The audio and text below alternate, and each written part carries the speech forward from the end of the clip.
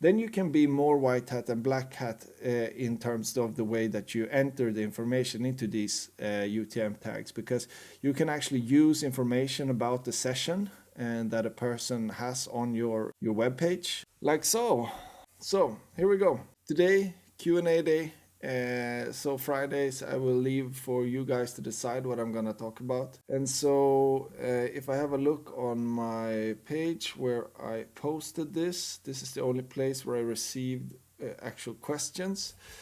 I got one question which said how to accurately move from GA to GTM without losing e-commerce data or get the double recordings. I will record that video next week, I think.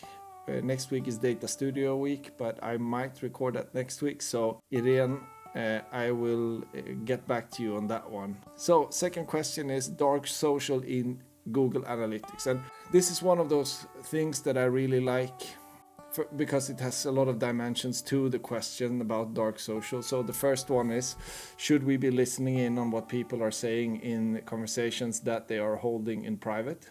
My answer to that is no. Then the second one is, can we? That answer is no. But can we know that they're talking about us? Yes. And that is happening in channels that we cannot track. Yes, we can do that because we see those referrers in Google Analytics. We see Facebook, Instagram, we don't see any actual context for those things. Now, you could go ahead and if you have a brand or a topic that more than 1,000 people talk about, you can buy it like Black Swan or DataSift or one of those products, and you will be able to get most of the topics that people are talking about in groups and possibly elsewhere as well. But the one thing that I always ask when it comes to dark social is why would you want to measure that? Like, what do you actually want to know? And for me, who likes to look at how different communication is spreading, and I want to evaluate whether or not I am providing to the current discussion that is going on, regardless of what people are actually saying or where they are talking. If I am able to be a source of information, then I know that I can at least affect the discussion about me. So the way that I try to figure that out is by using UTM tags in different ways. With UTM tags, you can actually track how your content has spread and the traffic coming back in through it. I'm going to show you two ways in which you should do that. So the first thing you should do is to add UTM tags on the share buttons of your website. So if you have a page such as this one, and you have some kind of Twitter button there, and you have some kind of Pinterest, Twitter, Facebook, you have some of these share links. What you should go ahead and do is you should take your URL to that page and then go to Campaign Builder for Google, then paste the URL for that specific page, and then within the campaign source you write the page name. And with that, I mean, you should actually write this little thingy that goes here, the URL to the page, or the part of the URL that is not your like root domain. The second thing, campaign medium, you should write button click because it's a button that they pressed on your website. And then the third thing you should do is to add a title of the page, and that should be if it's a blog post or if it's a web page or whatever it is, you should add that title of that page. Now, when you do this, when you add this together, then what you'll end up with is a ugly looking URL that no one would probably copy if it was written on the page. However, if it's within the like button, here, as in this case, you can paste it, boom, and then you can get the code, and then you can paste this stuff into your website. If you have that, then there will be no one will think about it. They will just copy that, and then or they will just press that button rather than go ahead and copy the link, especially if they're on mobile, and most of the dark social visitors are on mobile. Then you'll know that the traffic the share originated on your page. It was shared to an external platform, regardless of what platform it was, and then all of the traffic coming back to your website will have those UTM tags on them, so that you'll be able to see that, this was someone who clicked the button on my page. Now, a change or a variation of that is to add buttons that said copy URL on top of your pages that follow the user as they scroll. Again, if they're on the mobile phone and they're sitting there scrolling, you want, a button that says copy URL. In this case, I will link to this because you got the code here. What you do is you enter this code on your website, or a variation of it, because you want, your own URL and things like that. But all the specifications are on this page. And then you add the UTM tags within that. So you can write out a link, and then you can hide, or you take a bit.ly link or something like that. You can hide all of those parameters within that link. So when someone copies that, which they do when they go into a discussion in Messenger, WeChat, WhatsApp, when they paste that in there, those variables or the parameters will follow. And then when their friends click the link to read the article or whatever, you will be able to then track that this discussion originated from this article or from this page. Then, of course, all of your own articles that you publish to social media, they should have UTM tags on them. Even not only the campaign stuff you do, but also the organic stuff that you do on your website or on your Facebook page, Instagram page, and everything. So many times I see brands that don't tag their profile link on Twitter and Instagram, and it's ridiculous. So those are 2 hacks in order to actually know if you are driving your own conversation.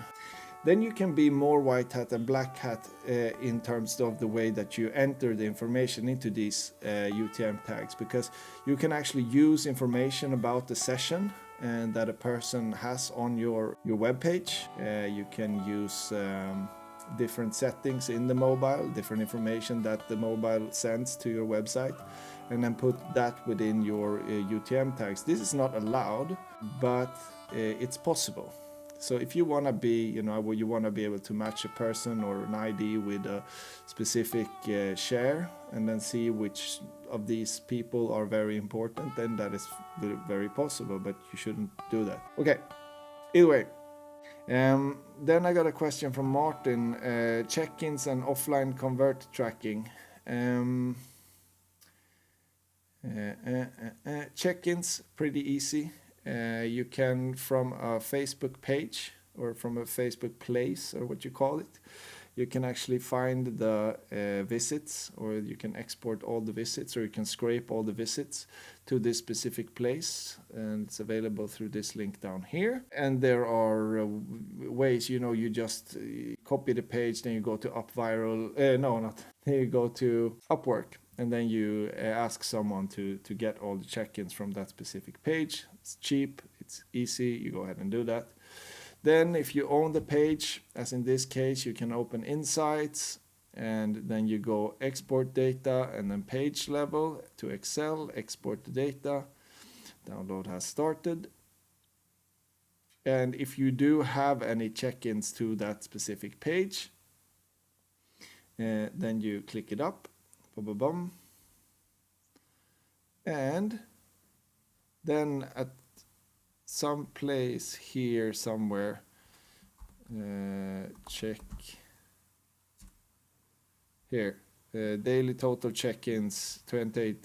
You have the check-in data here that you can check for if you have a place. Then if you, for example, have access to Foursquare and check-in IDs, then you can have a look at exactly the information about those IDs. And then if you are interested in Instagram, then every picture has a location. Then when you click that location, you end up on the location page. And this is where you'll find all of the people who have checked into this specific place, or tagged that place with this, or tagged themselves with this specific place. So copy the link, go to Upwork, ask someone to scrape the data, and you'll get it. You'll be able to get anything from following to their username, to whatever you want to scrape from their profile. Completely illegal in Sweden to do that, but it's very possible. So then I got one from John here about How about some examples of really good experiences with clients and why you had in the industry, and also some successful ones? I will actually share some both success and not so successful cases, because that'll be fun, I guess. But I haven't recorded, and it takes a while. Those are pretty long because I like to go through them thoroughly. So, but I need to record them anyhow because I think it's simple. Instead of me having to go somewhere and present a case, I will actually record them, put them up on YouTube, and when someone asks for them, I will share them. And as with most cases, it's like a roller coaster, especially when you do what I do, work with launches and with just the situations you can get in when you work with data. Some people think that when you work with data, you are sure and you have facts, and if you have facts, that will lead to that it's a simple way of working, but it's the complete opposite. So many times you have to work with your facts against emotions, and you get into the most weird conversations where you show the data and you show behavior of users, and then someone says like, no, I feel that is the wrong thing to do. And that can sometimes make you stunned, but at other times it makes you, it just takes some work. I call that the monkey dance, because it's like, you work with several different places at the same time, or several different things happening at the same time, and you have to deal with them all at once. But then when you work with launches, I mean, that's with data, you always bump into creatives and storytellers who don't want to change their story, even though the data is telling them that they should. But then you have the launches, and they are, before a launch really kicks off, before it starts happening, and that can take it's not like pressing a button, because you have to actually work, and you have to make sure that it happens. You can't just sit back, but you have to really make sure that the launch works. And sometimes it's really easy, but most of the times it's not easy. And so the roller coaster, it starts, to go up and down, up and down. You get one ahead, and then you get 3 steps back, and especially, maintaining client expectations at that point in time is really difficult, and your heart just starts pounding. But luckily, if you are just honest with your intentions as a brand, or that sounds pretty cheesy, but if you are, and you have the resilience to believe in your vision, that you believe that this is some good content, or this is a good message, that eventually you will actually find that group of people who are willing to work with you, who are willing to help your brand, and then the launch kicks off. They will engage for you and explain what it is that you're trying to say in a way which is understandable to other people. Because although you might be, explaining something in a way that suits you as a brand, they are the ones who will actually translate your message into something useful for others.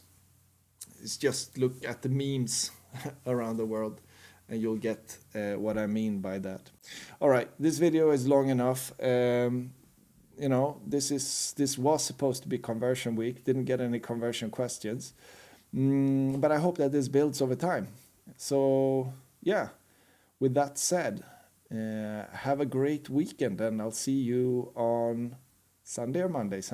I will have a little bit of a different week next week. Next week will be Data Studio week, and we will look at data visualizations using Google Data Studio. And the week after that is very special for me, because I built something that I want to share. That I won't do that yet. Next week we'll actually build something together. You will build your own dashboard using Data Studio, using YouTube metrics, Facebook metrics, website metrics, and whatever other metrics you want to use using Google Sheets. So that will be next week. This week is done. You have a good weekend. Bye.